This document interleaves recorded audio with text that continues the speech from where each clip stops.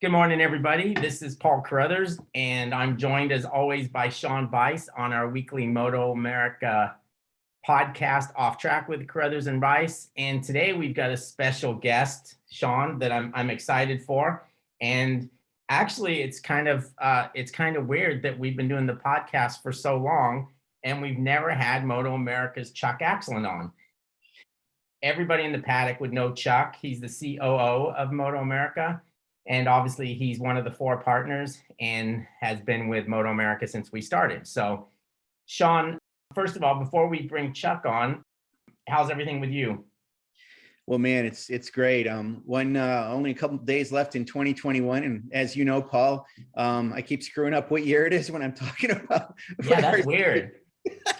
I don't know what my problem is. I can't get it straight. I think I'll be ready. I mean, like you said, a lot of people can't remember to change it to 2022. I've been thinking 2022 so much that I keep calling like Jake Gagne the 2022 champion. So yeah, I saw that and I'm like, what the hell is he doing? With me, it's the opposite. I told you, it's like I'll be still right in 2021 for a while, you know? Yeah, I don't know if you're sort of ahead of the game. I think it's the even years. I know when my birthday is on an odd year, you know, for how old I am, I have trouble with that. I don't know what it's some kind of even and odd type thing, but anyway, hey, I want to mention about this guest we got on, man. It took us long enough to get him on, but we finally have the mayor of the paddock. I'm That's so right. happy. We've reeled him in. We did. He had to make sure we were real. Well, that's it. You know, I mean, he wanted to make sure that we were successful enough that it was worth his time to come on. Yes. Hey, before we get started, I wanted to do a quick shout out to the Hayden family. Earl, who's the patriarch of the family, died yesterday. He's been fighting cancer for a long time, and I think anybody that's ever come in contact with him knows what a special person he was and how important he was really to our sport with the boys that he raised that raced and his daughters raced. And they're just it'd be hard to not call them the first family of American motorcycle racing, you know, because they did everything and he was always there. And he's one of those guys that, you've never heard anybody say a bad thing about him, just because I don't think there is a bad thing you can say about him. So I just wanted to say that, you know, everybody at MotoAmerica is thinking of the Hayden family. Obviously, Roger works with us a lot, and we see him at every race, and he does our MotoAmerica Live Plus. And it's always, you know, there's always a Hayden of some sort in our paddock, and there has been for, you know, almost as long as I can remember. So anyway, our thoughts and prayers are with the family, and hopefully they're doing okay. It's not an easy situation by any means, but I think they know that he passed peacefully and he passed at the house. So I think that's all you could want at this point.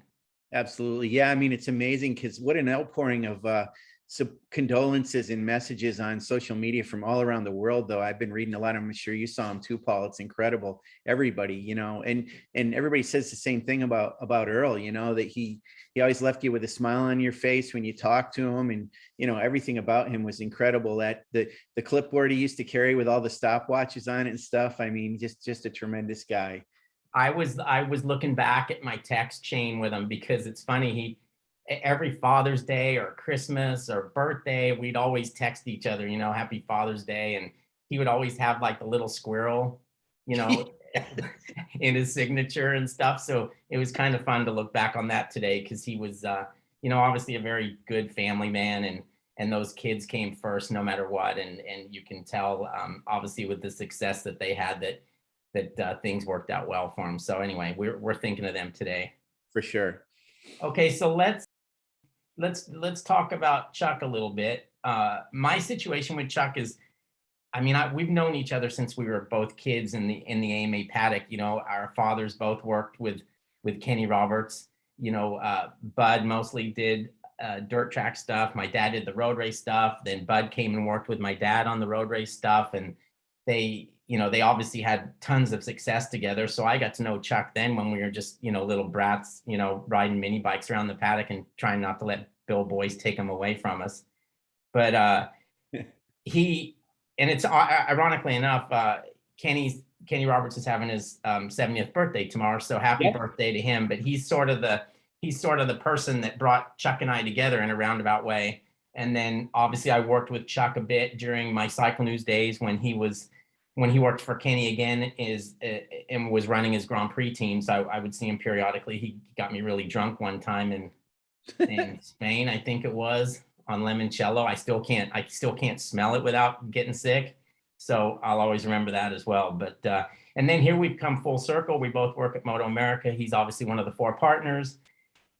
So we see each other quite often, and we're obviously, like you, we're on calls and stuff. So we interact on a daily or weekly basis. So welcome to the show, Chuck. Finally. Yeah, guys, thanks for having me on. It's only taken me 7 years to get here. Thanks for the invite. Yeah, it's amazing when you think it. I mean, that's 7. So we're starting what will be our 8th season. That to me is just mind-boggling. It seems, well, sometimes it seems like 20 years ago, and sometimes it seems like yesterday. But at first, I mean, talk a little bit about, the fact that this thing got started in 2000 and the end of 2014, and 2015 was our first season. And I mean, we really have come pretty damn far. Yeah, and it really has gone by fast, Paul. I mean, I remember I was working at COTA, when I came back from running Kenny's team, and where I was based in England. Basically, me and my family lived there for, I think it was 11 or 12 years. We came back in 2007, or 2007 might have been our last year competing. 2008 we came back, and I was managing a couple of riders, Blake Young, Roger Hayden. I still have one rider on the books, and he's been pretty successful lately. Kind of got beat a little bit this year, but he's going to come back strong next year. That'd be Jonathan Ray. Yeah, that's not a bad one to have. Not a bad one. Right? No, it's Jonathan. I started working with him when I was in England, and or just before I left, I guess. I got to know him because actually a lot of people don't know, but we had him earmarked to do a wild card at Donington Park in 2007. I think that was the year Curtis rode for us. That was the 800 era. And we were struggling with that. Kenny Jr. Was struggling with it.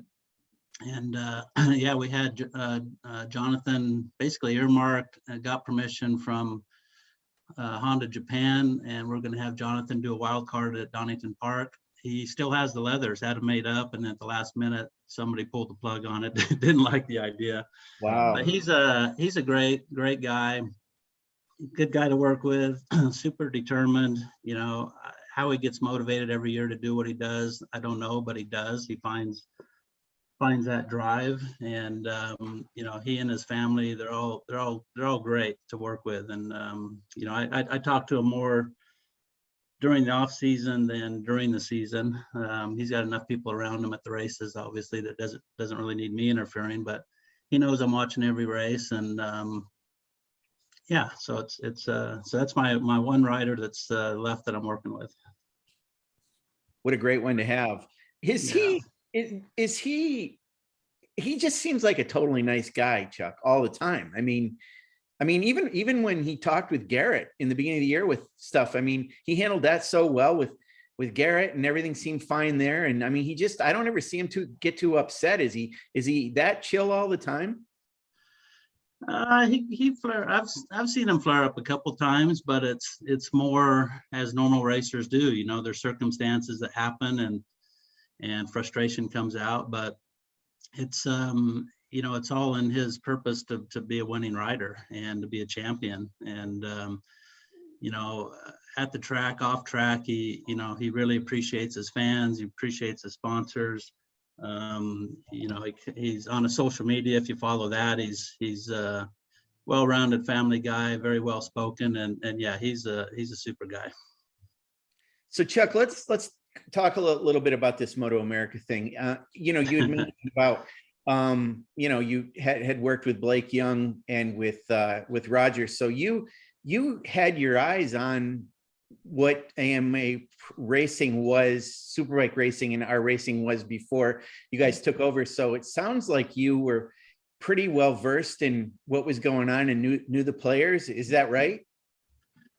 To some extent, sure. You know, as Paul said, you know, in the introduction, you know, we've both been around AMA racing since we were kids. I mean, Right. going back to, I don't know if Paul will remember this or not, but for some reason, one of the first memories I have of Paul is me and Paul and Cal Rayburn Jr. were racing bicycles in the tunnels at Ontario Motor Speedway. Exactly. You remember that? Yep. You know, so we've kind of both, I've grown up in the sport, and so obviously, you know, Skip Aksland's my uncle. You know, he's a pretty good racer in his day, and so it's not like I ever went away from AMA racing. You know, even when I was in Europe running Kenny stuff, I always kept track of what was going on. And then when I came back and got more involved in it with the riders, I was going to a few of the races. So yeah, I don't know if I had my finger on the pulse of the sport, but I certainly was aware of what was going on. You know, this is Paul. I'm sure you know this, but I've talked to you about this before, and I got to just ask this question, Chuck. This is a little off topic, but so you mentioned Skip, and you know, you probably know where I'm going with this. For the longest time, I thought he was your brother. My God, I didn't understand it. I mean, I still don't really get it. I've met your dad. I've met Skip. Skip is a little older than you, but not that much older. Am I right, or am I wrong about that? No, he's in between me and Kenny, I guess, somewhere. I think Okay. Kenny's 12 years older than me, and Skip's maybe 8, I want to say. Okay. Yeah, so obviously Skip is brothers with my dad, Bud. Right. And I always thought Skip was your brother, but Bud, he and your did you ever know your grandfather, Bud and Skip's dad? Oh yeah, my grandfather Cliff Aksland. Yeah. So he was and that's kind of where a lot of this got started. You know, my grandfather really had the first ranch, and Kenny, you know, my dad had a little shop there. We had a short track and a motocross track, and Kenny spent a lot of time out there riding. My grandfather's short track had a fence around it. I mean, it was pretty proper, had a TT track in the middle, kind of like what Kenny emulated at his ranch. But my grandfather was unique. We lived in Manteca, California, and it's right in the heart of, you know, almond country. And so my grandfather got this idea to keep moisture in the track. He would take almond holes and dig up the racetrack and put the almond holes in the dirt. Then when you watered the track, the almond holes held the moisture. Wow. And Kenny could go around there dragging his handlebar in the dirt. It had so much grip. It was pretty cool. So, and the other part of this too, so your grandfather and your dad had a Suzuki dealership together. Is that right? And then your dad took it over, maybe more, or is that? My dad's name is actually Cliff, and everybody called him Bud, so he's Cliff Aksland Jr. Okay. And so it was his Suzuki. He sold Suzukis and Bultacos, I think, and yeah, that's how the relationship with Kenny kind of started. You know, when Kenny was 14, my dad sponsored him, helped him with parts and helped him with things. And in return, Kenny would sweep the floor of my dad's shop and go get lunch. There you go. And here we are, you know. So this is the thing that's interesting, and we'll get back to MotoAmerica in a minute, but I need to understand this too. So there was your dad Suzuki dealership, and you know, Kenny was riding Hodakas, I guess, and Tohatsus and things. And then he started racing a Suzuki that I understand kind of came from your dad, and he raced at the Cow Palace. And so then there's you, and there's Skip, and then there's Wayne. Okay. So Skip and Kenny kind of were around together, and Skip raced a lot.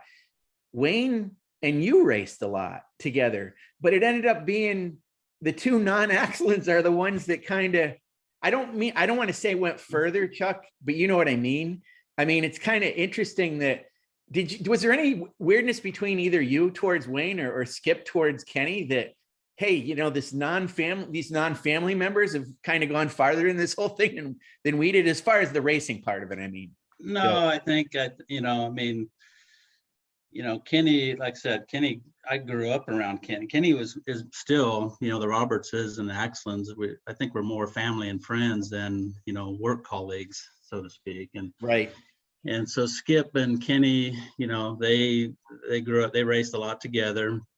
I think when Kenny went to Europe with Kel, you know, in 78, Skip was probably the the best road racer in the States at that time when Kenny left. And, he was quite successful. And if it wasn't for some injuries, he, probably would have been Grand National Champion or won a lot more races. He won, a mile race, and he won a few road races. So he was pretty good. But it's interesting because, Kenny and Skip raced together a lot, but I think Wayne also raced with Skip a couple times.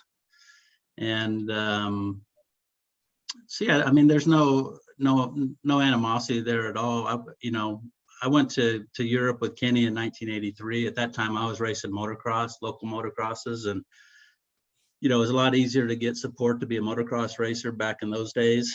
And so I was focused on that, but Kenny needed somebody to help train for his last year in Europe. And so I basically went and stayed with him, and we rode every day and ran every day and worked out. And he had just gone through a divorce, and so he needed some help in Europe. So I went over with him for the first half of the season in '83. And then when I came back, I thought, I'll try and road race.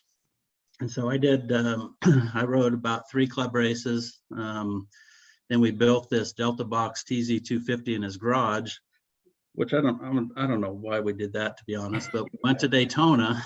And so my 4th road race ever was, at Daytona in the 250 race. And me and Wayne were teammates. Wayne was riding a stock bike and I was riding this homemade job.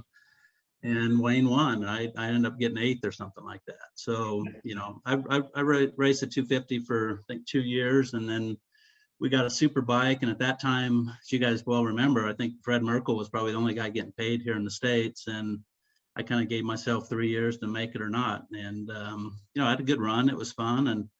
And basically stopped. I think my last race was '86. You were number 53, right, Chuck? I was 53 the first year, and then 14 in 1985. I was number 14 on the 250, and then on the Superbike I was number 141. Okay.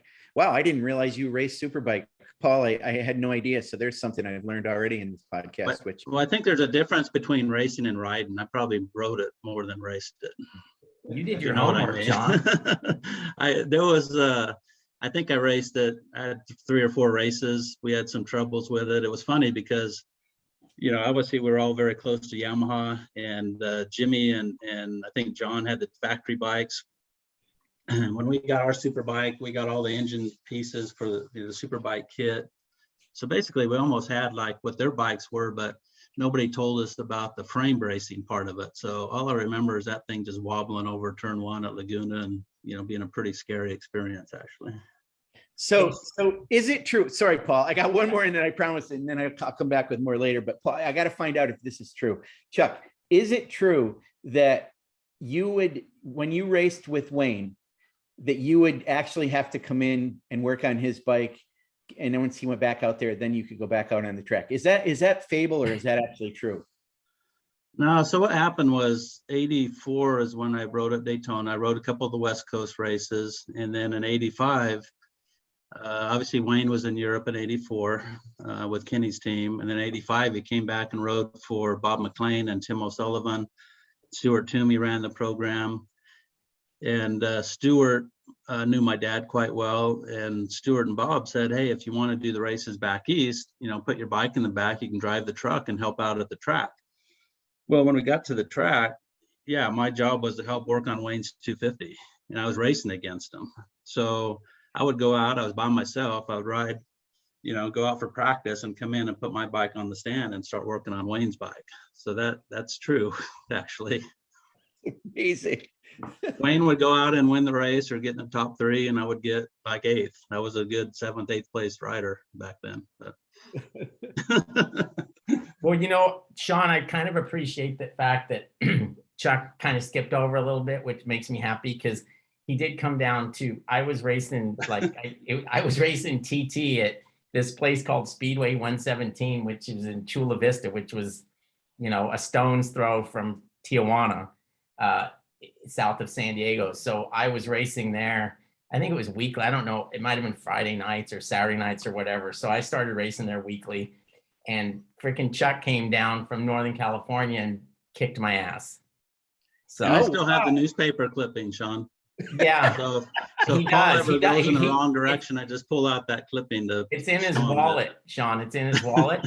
But I think, like, I can't remember. I think I had a tire spin on the rim, or my one-cylinder bike started running on one cylinder or something. But there was some kind of excuse that I just can't remember what it was.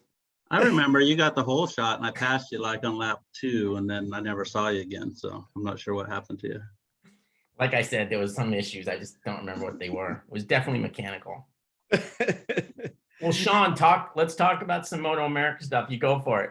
Yeah, we need to get back and talk about that. So I want to ask about and bring up, in this series history, we've had a billion people ask questions, or a billion questions about, when we're going to go back to this track, that track. Some people even will ask about Loudon, but some people ask Mid-Ohio, but certainly they always ask about Daytona. And I know that it's something that we wanted to try to do.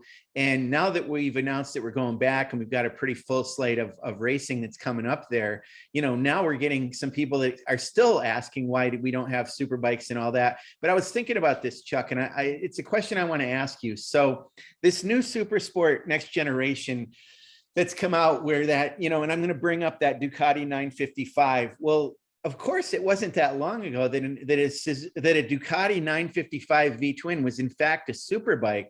And one of the reasons they don't race superbikes is somewhat to do with the tires and somewhat to do with the speed. But I've got to think the tire technology has improved so much at this point that's probably why a Suzuki 955 can race in a 200. But the superbikes now are just so much more powerful than they were certainly in the 750 era.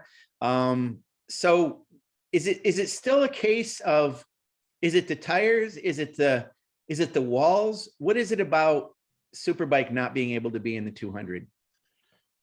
I think there's a number of different things, Sean. When we took over the series, it was in mid-September. It might have been September 5th or something like that, if I recall. And I don't know if you remember back then, DMG, they had already announced that they were going to go back to superbikes at Daytona. And so we took the series over in September, and there was already a tire test scheduled for October.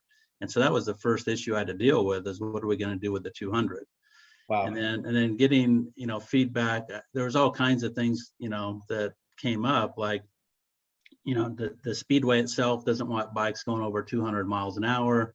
Then you would talk to somebody at DMG, and it was like, well, we've never heard that, so it's just getting information all over the place. But kind of then the consensus was just keep going with the 600s. If you go back to thousands, yeah, there were tire concerns. There were people having to, make new refueling rigs if you went back to super bikes. And basically at that time, it was just like, it was easier for us to focus on being a sprint racing series to, obviously the 200's not a sprint race. Well, it's kind of turning into one, but, it was outside our realm, and really there was not a clear path we didn't see. So it was just easier to not deal with it, I guess, so to speak. And so, it's now the tradition's rolled on with the super sport bikes, the 600s. And, when the idea of the new generation super sport rules came out, I kind of thought, it's just like you alluded, 955, they are almost like super bikes again. Right. But with the new gen rules, there was opportunity for more manufacturers. And I just thought the timing was right to take a look at it again. And, the international contingency with Ducati wanting to get back into it, with Triumph being able to participate. We've already seen a lot of interest from British riders and international riders asking questions about coming over to compete. So I think it just felt like the timing was right with the new stuff coming on board. And of course, the one thing we've tried to emphasize is we're following something that the FIM has wanted to do. So British Superbike is doing it, and other organizations around the world. It's not just something that MotoAmerica has decided that they're doing this super sport next generation. It's a global initiative, correct? No, that's 100% right. And we're really relying on the FIM and their balancing procedures and rules. They're the ones that are running all the engines and bikes on dynos and coming up with the algorithms and the formulas to balance them. And so we're relying on them to do that. We will have, the FIM guys at Daytona, because that'll really be the first run of this new gen idea, I think. So yeah, it's and I could see this as a path forward. I mean, if the rules are the same and one of our super sport riders here shows a lot of promise, there's no reason he couldn't go over there on a super sport program too. Kind of like what, when Garrett going to World Superbike, our bikes are the most similar of any national series to a World Superbike level bike. And so the transition was, I think, easier for him going from here to there, and maybe that'll be the case for super sport riders too down the road. One thing regarding Daytona, and I'm reminded of this with this series that Paul's doing related to, the past 30 years of superbike racing at Daytona, is the fact that, a lot of times the race is won on that last lap with drafting. And it brings up this idea that Daytona is such an anomaly with the way the track configuration is I would imagine almost no amount of algorithm and balancing is going to get it just right. So to your point about having some of the FIM people there at Daytona, I'm sure there's going to have to be some balancing on the fly there, just because Daytona is unlike any other track in the world. Would you say that's true, Chuck? Yeah, I think it's, I hope that it all turns out, balanced fairly and properly, but, with so many different types of machinery, it's, I think they'll get close, personally, but we do have them there in case something has to happen on the fly, which we don't know. We hope that's not the case, and their computers and ideas are right, and we'll go from there. But what I must say, I went out to the 200 last year, and because I hadn't been in a long time, but I'll tell you what, when you drive through that tunnel and see motorcycles up on the bank, it's pretty impressive. Yeah, It gives you the chills. It's fun. Yeah, it's cool. And plus, I think it's probably not a bad place to start this deal, because it's kind of like you're putting all those motorcycles on the dyno together, because that's kind of what Daytona is. Yeah, that's true. Good So, point. the stuff will show up quick. Yeah, 100%. All right, I want to talk to you a little bit about the fact that, like myself, I came from within the paddock working for Cycle News to actually working for MotoAmerica, so coming at things from the other side. I know Wayne did as well, and you had some experience from sort of inside the gates with your job at COTA. Has this been more challenging than you thought it would be, or is this kind of what you expected? I would say this is probably one of the most difficult things I've undertaken, to be honest, especially I was thinking you would say that, because and as you know, Paul, I've been through a lot, trying to build your own Grand Prix bike to go race against Honda. I oversaw all that program with both the 2-stroke and the 4-strokes in England. And then, doing the racetrack, that just came out of the blue.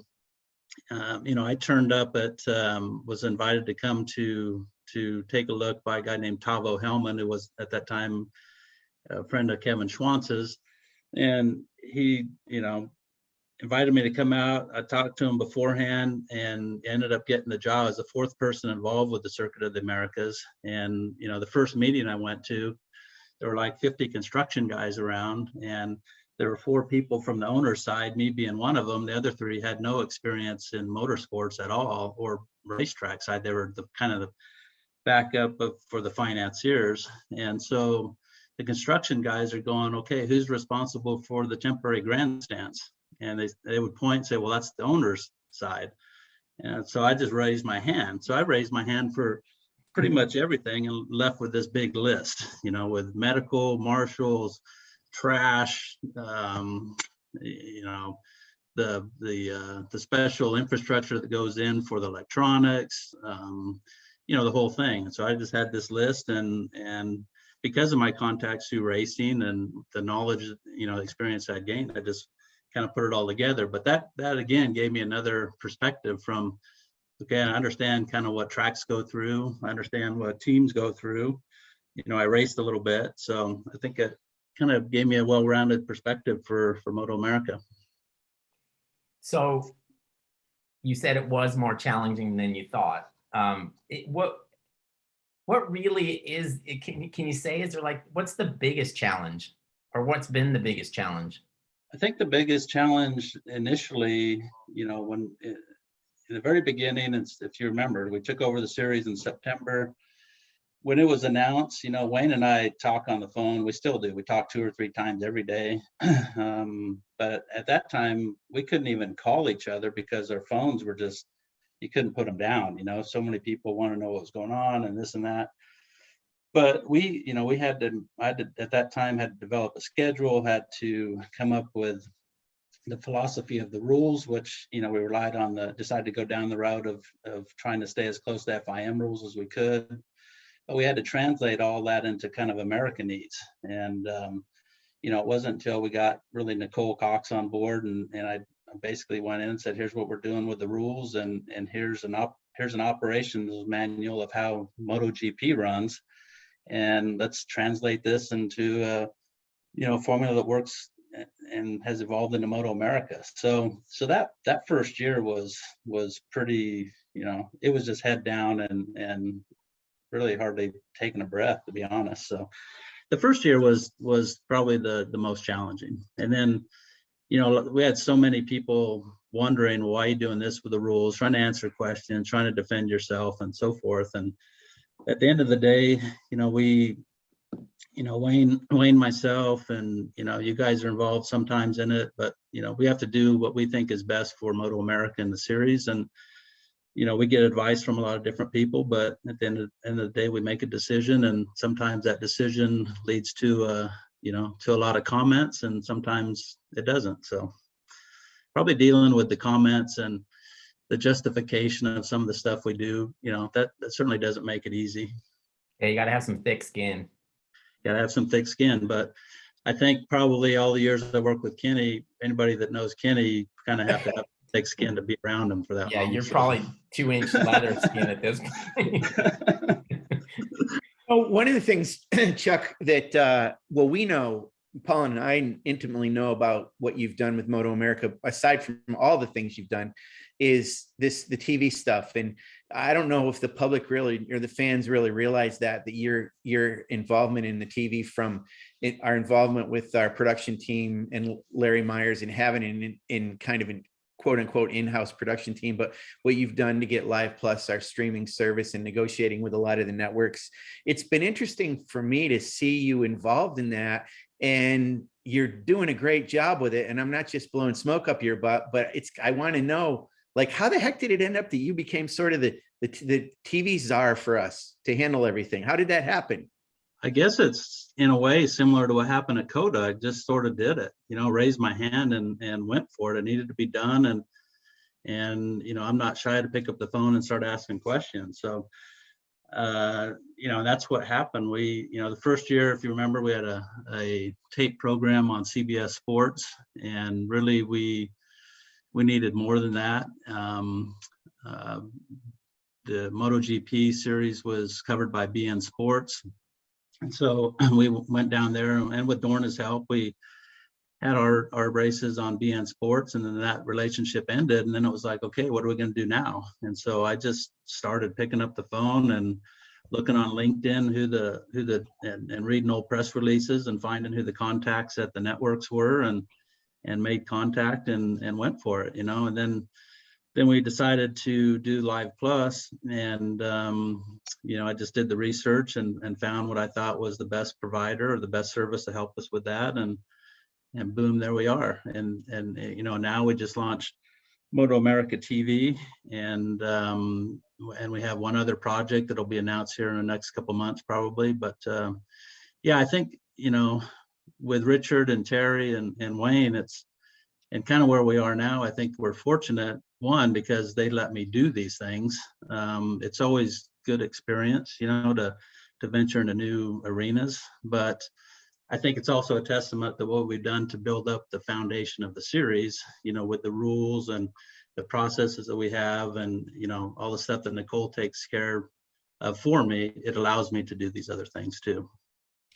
What a time it is for TV too, Chuck. I mean, it's in such flux and changing all the time right now.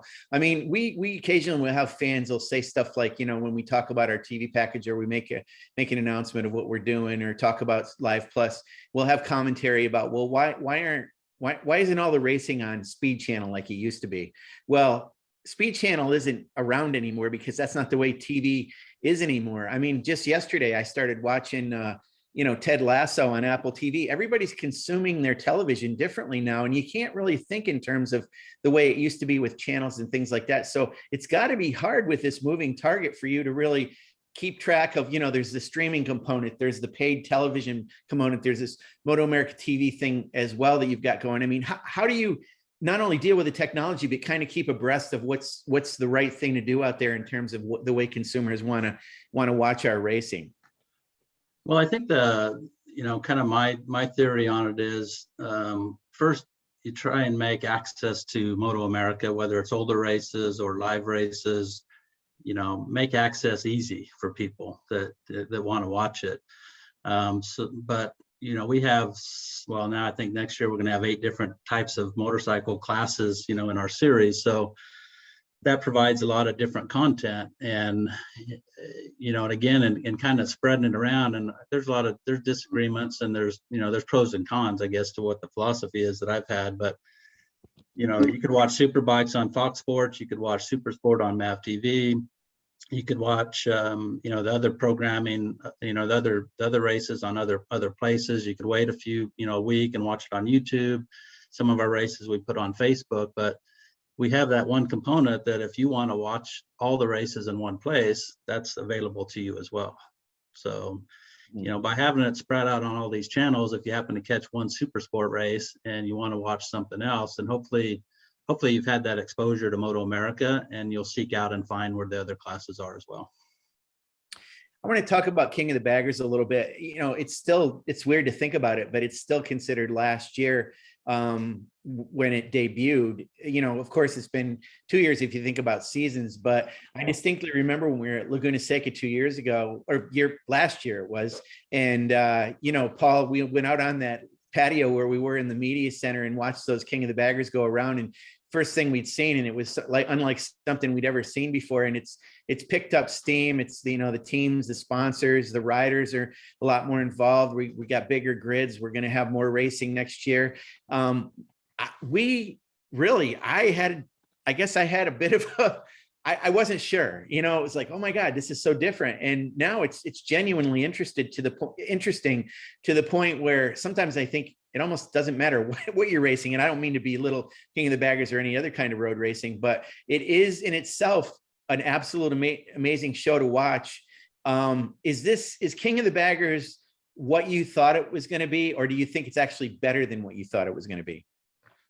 I probably, like you guys thought, had no idea what it was going to be, especially that first race at Laguna Seca, because not only are you taking something that hasn't been raced before, you know, like they're racing them now, but you had a group of teams or bike builders that hadn't really been involved in racing, you know. So, you know, simple stuff about staying on schedule, or, you know, tire warmers or transponder, you know, it was like you're educating a completely different genre, you know, to participate. But it's much better now than I ever probably thought it would be. You know, the teams that are involved are professional.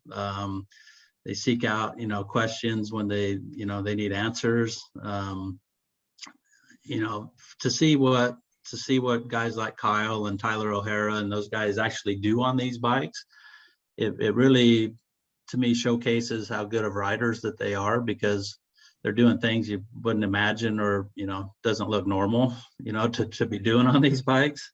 But no, you know, the cooperation we've had with everybody, it's really evolved, and I think it's in a good place. And Mission Foods coming on board to sponsor the class again is great, you know, and we're adding a little bit more flavor to it this year with the Mission Challenge. So, you know, it's going to be a minimum 3-lap race with the top 6 qualifiers to determine the grid position for the races, and with $5,000 on tap to the winner. So that's going to be, again, it's another thing. I'm not quite sure how it's going to turn out, but it's going to be exciting. So So yeah, I mean, it's I think it's something that unique that's going to continue to evolve and just progress and get better. And you know, we get comments from people in Europe that say, you know, they see a lot of superbike racing, but they never see baggers racing. So everybody watches it no matter what, you know, because it's so unique. So that's a good thing. Yep. Chuck, I think you'll agree, and Sean, you as well, but I think one of the things that makes MotoAmerica work as well as it does is how, I guess, addicted to the sport that we all are. Yeah. When Sean brought up King of the Baggers, I really questioned that, you know. I'm like, oh my God, you know, because I'm a bit of a purist as I think we all are or were. And then when we saw King of the Baggers, you know, that first time when they came over the hill at turn 1 there at Laguna Seca, I was like, holy crap, this is good. And but back to my original point, I think what makes MotoAmerica work is the fact that, I mean, and I see it, you know, when I'm at those races and I see the partners and I see everybody involved. And the bottom line is, when motorcycle races start and they're on track, all of us are glued to what's going on, and we're excited, and we're basically turned into fans at that point. Don't you think that has a lot to do with how successful we've been and how things work within the company?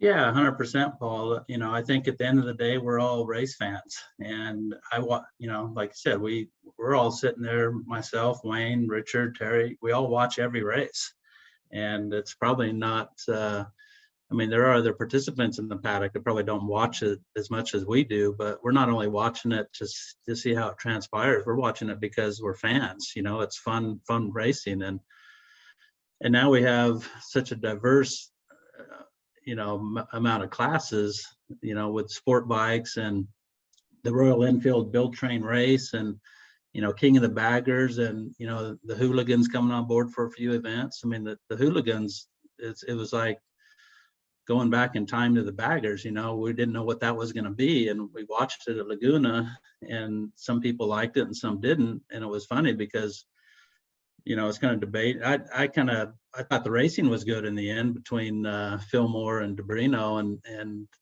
but my wife Debbie, she was like, wow, she really enjoyed it because she kept using this word raw. You know, that's like raw racing. You know, it's just, you know, there's no fairings. It's just the guy on the bike and they're loud, and she just thought it was cool. You know, so I think we got a little bit of something for everybody. You know, and at the end of the day, that makes the party bigger. You know, the more motorcyclists we can get involved in coming to our events and watching these, you know, whether you're a Baggers fan, you're going to be exposed to superbikes. Whether you're a superbike fan, you're going to be exposed to Hooligans or Baggers, you know, or the Build Train Race. So I think it just makes a good experience, especially our events in person. Yeah, and I think that's been my response to people that have issues with whatever class it is they have issues with. It's like, we didn't take anything away to do Baggers. We've added Baggers, we've added Hooligans, like you said, at certain rounds, we've added this and that, but we haven't taken away anything. So if that's not something you enjoy or not something you want to partake in, you don't have to, but you're not losing what you came for. You know, I mean, we still have, we have all those classes. So there's something for everybody there. No, for sure. And if you don't want to watch an event, go buy a t-shirt or go watch the stunt show, or, you know, go watch, you know, there's a lot of other things to do as well. So I want to talk about another class that sort of, I don't know, came out of nowhere. And it's honestly, it's pretty much my favorite race class. I think outside of Superbike, it is still, Superbike's still the premier class and love it the most and all that. But it's Twins Cup, Chuck. And when it came first was when it originated, I remember a while back, we've had Josh Hayes on our podcast a few times, and he was on shortly after that was announced. And I know he had an opinion for you guys when you were planning to have it. And we talked to him about it. I actually asked him about it on that podcast. And this is several years ago, or at least a couple of years ago. And he didn't even want to talk about it. He was not real happy about it the whole bit. And I know he angered a few Twins Cup riders, and a few of them, out of respect for a 4-time Superbike champion, just kind of said, well, okay, I guess that's his opinion. But I would think that he's even going to change now, or has changed his opinion of that class. I personally love it. I never thought it was going to be a stepping stone to super sport, but there's some teams and riders who haven't announced yet, but we know for a fact coming down the pike, there's going to be some riders that were in Junior Cup who are going to race in Twins Cup. And we saw it last year with some of the riders racing in Twins Cup prior to going to Super Sport. I mean, Rocco Landers is a perfect example, but I guess I never thought it was going to be that kind of a class, but that's what it's become. Did you anticipate that? And what do you think about it being a stepping stone like that? Well, I think I'm glad it's evolved into that and given people options. You know, when we first came up with the idea, I mean, and if you living in the UK for so long, you're exposed a lot to the road racing, Northwest 200 and all that kind of stuff. And they had a twins class over there, and I was always kind of intrigued with it because I think they were 650 Kawasaki's, but they looked like road racers. You know, they had open body work, so they had fairings. And then when we, with MotoAmerica, I think it was the second year or third year, James Morris, our, former technical director, he had a bike in the back of his pickup that had a fairing on it. It looked like a 250 road racer. And it's like, what is that? And he says, well, it's the FZ07 with a fairing on it. And so we started talking about it, and he said there were some club racers that ran them. And to me, the way that we devised the class, a lot of our classes are kind of locked down on, what you could tune, what you could modify, what you could change. And, like if Paul's dad, Kel, or my dad was in racing, involved, they like to tinker, they like to make things, they like to, try and make the bike better. Sometimes it works, sometimes it doesn't, obviously, but, with Superbike, Super Sport, a lot of those are locked down to where you can't have that freedom. And we thought, well, this could be a class where just let people do what they want. And so that's kind of where it started.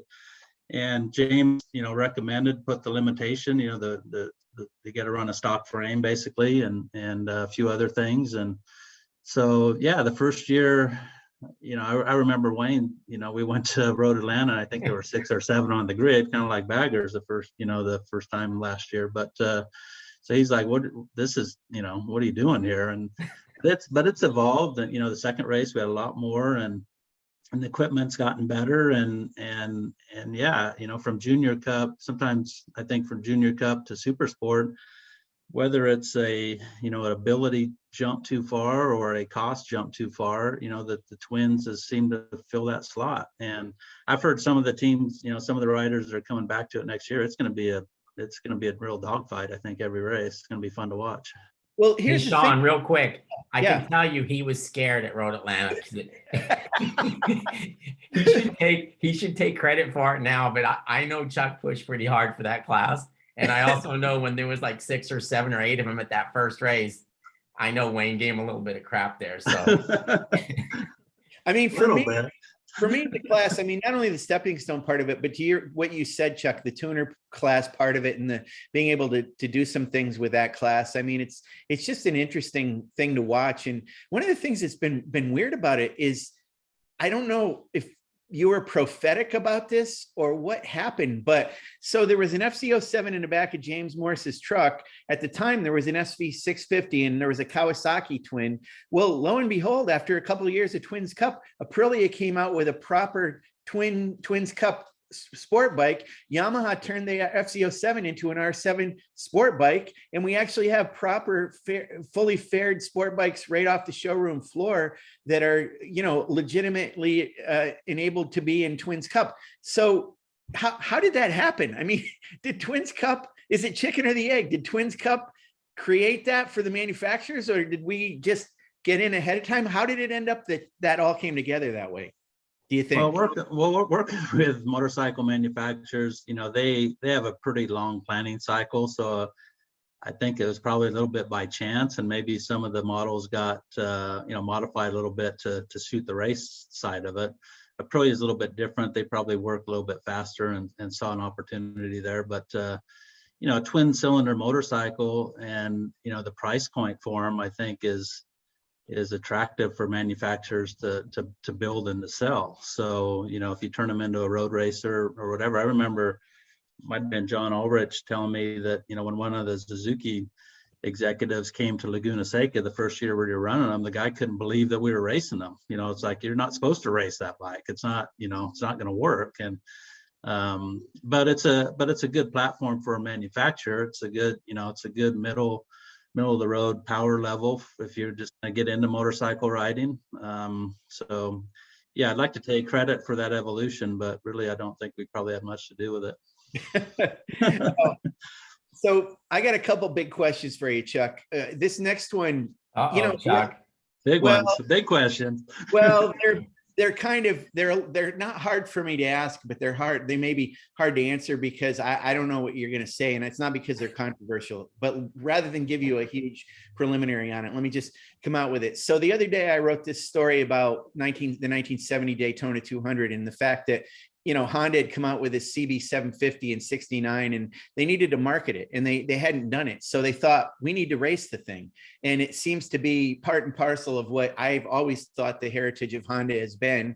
We know the other manufacturers are that way too. So, they started out with putting 4 of those bikes in the 200 and ultimately Dick Mann won that race. It was a struggle to get there, but he won it. And it actually helped build awareness for American Honda in this country. And so I still think race on Sunday, sell on Monday is still legitimate. I know you guys try all the time. You're working with the OEMs, you're talking to them, and we have some involvement. We just don't have the level of involvement that we'd like it used to be. It's a tough question to ask, Chuck, but how do we get these OEMs involved with us? What can we do? Well, I think one, we just need to keep doing what we're doing. We try and inform the OEMs of where we are, what we're doing with rules, and try and keep in contact with them. But I think a lot of it, Sean, if you go back 7 years ago to where we were, we just had a notification on our social media numbers. You guys did an excellent job building all that stuff up, and we have 1.25 million followers over all our platforms. We're getting more and more spectators to the races. Our TV numbers are good. I think as that continues to grow, it certainly wasn't in that place 7 years ago. It wasn't at that place 3 years ago. So I think as our popularity grows and fans come back to the racetrack, which they are doing, that's when some of the manufacturers will see it as a viable thing to become involved in again. And like I said, earlier, we have a variety of classes. So if they don't want to sell a GSX-R 1000 or 1000 sport bike or whatever, then I shouldn't use GSX-R 1000 because Suzuki is a good partner for us. But you know what I mean? If they see the opportunity to market a sport bike, they have that opportunity. If they want to market a bagger, they have that opportunity. If they want to market a twin entry-level bike or a 660, like a Pro you did, they have that opportunity. So I think we just, kind of keep going down the road we're going, and sooner or later they'll see the value in what we're doing. Yeah, I agree. I think, and that's what I tell people when they ask me the same question. It's like, I think we keep going down the path we've gone down. We've had tremendous growth. We're going to continue to have that growth.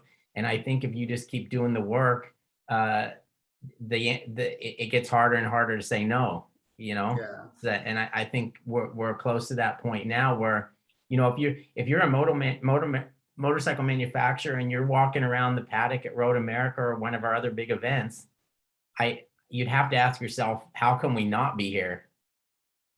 Yeah, I mean, look who's involved now. You got Harley Davidson, Indian, Royal Enfield, Ducati, Suzuki, Yamaha, BMW has looked at the series for a number of years. So, sooner or later, Honda's got to, recognize that, hey, what's going on over here, and they will,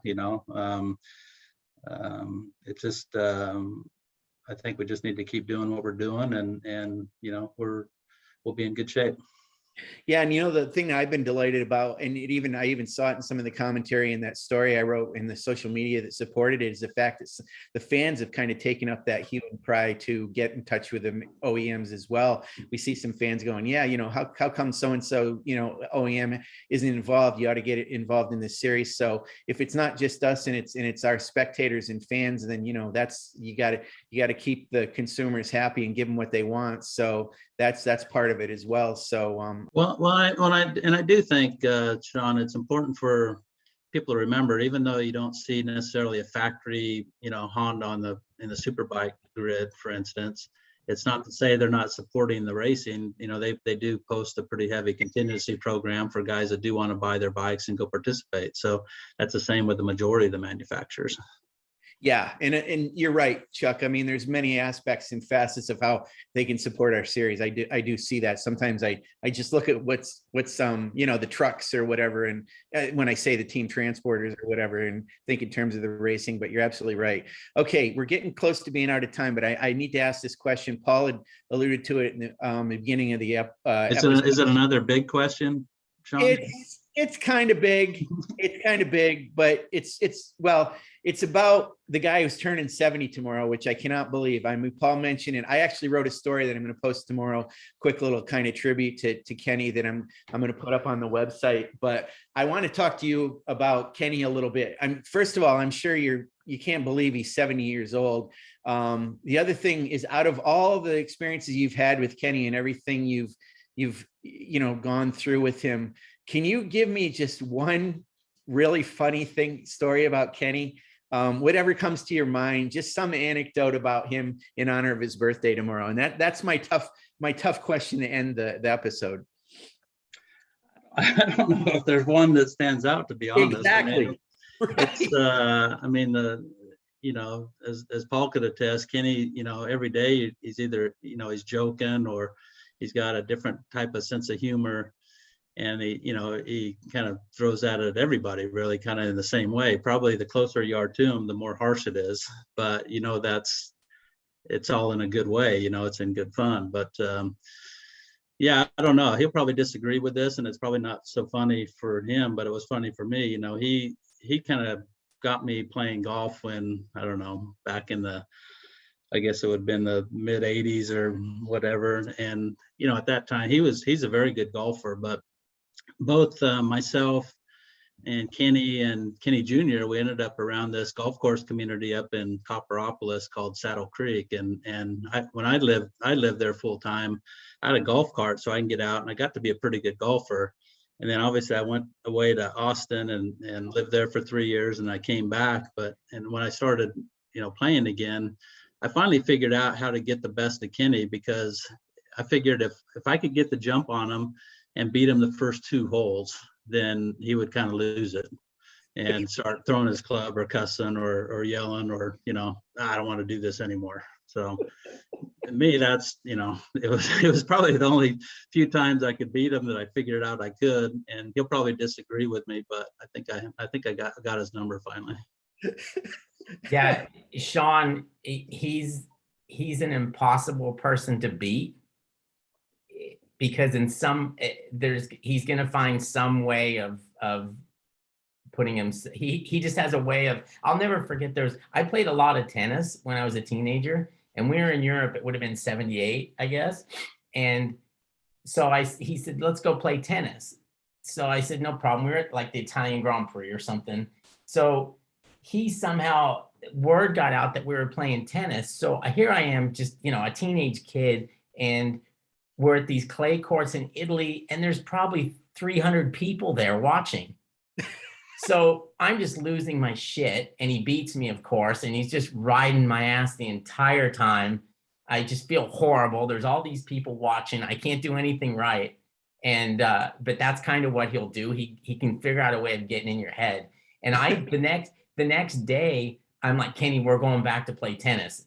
And nobody knows about it. We're going right now. And we went back and played tennis, and I obviously played better, and I think I even beat him. But that's how he makes it extremely difficult to beat him at anything, because and for sure, Paul, he wouldn't remember that you beat him at that he time. has no clue. In his brain, that's completely freaking gone. And meanwhile, I wake up at night, in the middle of the night, screaming about the time he beat me, with all those people there. So that's the difference. But obviously, Sean, Kenny is the kind of guy, he's good at everything that he does, pretty much. And it is hard to beat him or challenge him. But, I think that's part of why, when all those guys, Wayne, Kenny, John, Jr., it was fun riding mini bikes. I would be part of that too, with all those guys. Bubba, lining up with all those guys was like a national, and Kenny would come out ahead most of the time. But what that does, whether it's racquetball or tennis or golf or riding mini bikes, you know, I think he ups everybody's level, ups everybody's game by the way that he does what he does. Exactly. You know, he's going to beat you in the end, but he makes you better, you know, for it. Yeah. Yeah, it makes it easier for you to beat the next guy. Exactly. Yeah.